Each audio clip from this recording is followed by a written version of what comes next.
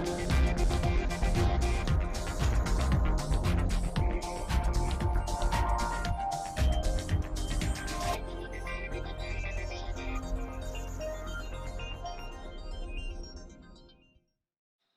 my name is Christopher Gardner. I'm the lead blogger at MK Creative Media, and today we have the pleasure of continuing our conversation with Paul Jolly, president of Jumpstart Growth Incorporated. We talked with Paul last time about some of the special skill set that he brings to fundraising, and I'd particularly like to call your attention on that first talk when he brought up some great ideas and issues about the spiritual component of reaching out to clients and donors. We'd like to continue our conversation with Paul today and ask him a few questions about the near future of fundraising. So Paul, thank you for joining us again for the second part of our interview. Good morning. It's great to be here. Thank you. I wanted to talk with you this time, as I say, a little bit about maybe some of the future of fundraising, but let's start with a question that we raised last time, and I'd asked you maybe we could consider it again, and that is some of the mistakes or concerns that you see a lot of fundraising organizations make, or a lot of nonprofits make, when they're trying to fundraise. Sure. I would say there are three of them. One is assuming that they know their donors without speaking with them and inquiring about what motivates their support. Mm-hmm. The second is focusing on the process of fundraising as opposed to relationship building.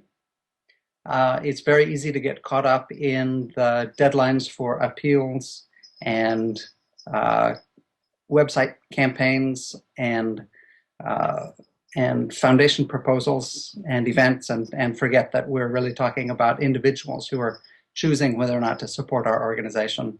Mm-hmm. And the third is confusion about when to ask for a gift, either asking too soon, too early in the relationship, or putting that off because of discomfort and never getting around to the ask. Mm-hmm. Are there some general clues that you could maybe on that third part expand upon? Are there certain clues or milestones to the relationship that one might want to look out for, or is it really a kind of client by client? Well, every donor is different, and every family handles their money differently. So it really is a matter of sensitivity to the signals that the donor is sending. But I would say when the donor is excited enough about the organization's work that they are saying, "What can I do to help?" That is the moment to ask. Mm-hmm. And if that moment never comes, if you find yourself in perpetual cultivation, inviting the donor to conversations over and over again, it's often helpful just to pop the question to shake up the dynamic. Mm-hmm. Thank you. Now, Jumpstart Growth, you've been in fundraising since about 2008?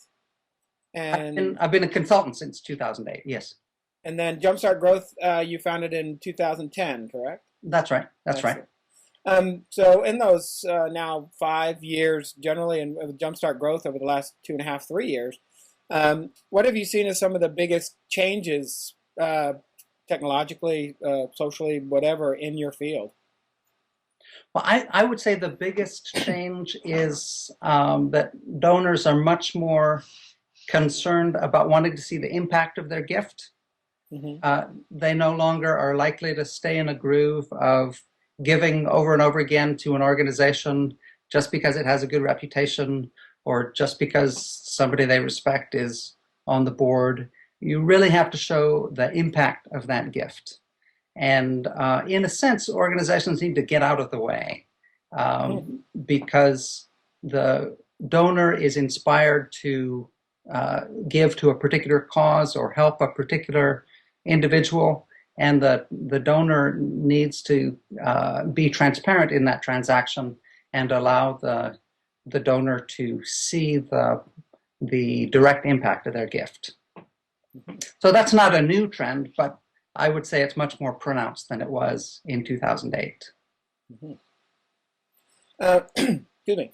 And now, looking forward a little bit, we have people talking about the possibility of more economic growth, that we've avoided the fiscal cliff. 2013 yes. might be a better time for fundraising. What generally do you see 2013 looking like in your field?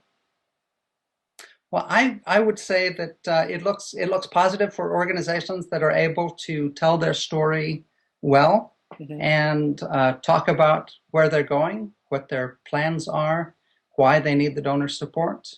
And if they're able to focus on the donors who are committed to the organization and who have the capacity to make significant gifts, those organizations are going to do well.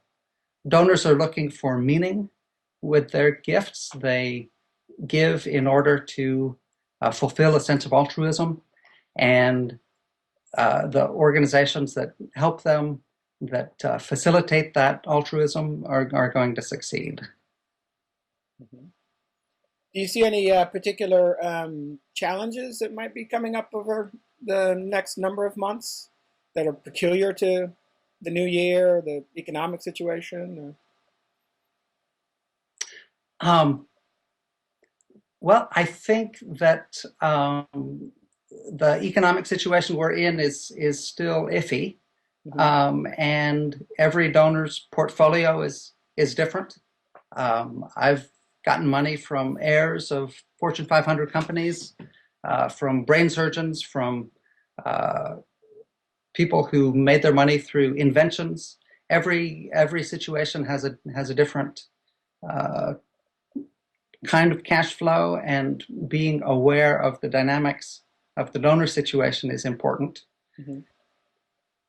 I'd say that's the main thing. Okay. Right.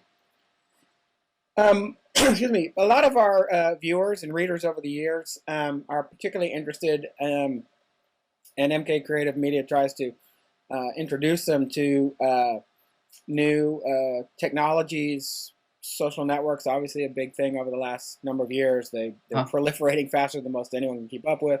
I'm curious, from your point of view, are there particular changes, developments in technology, social networks, outreach issues that you're paying particular attention to, for better or worse, either things that you see improving or maybe that will be more of a challenge?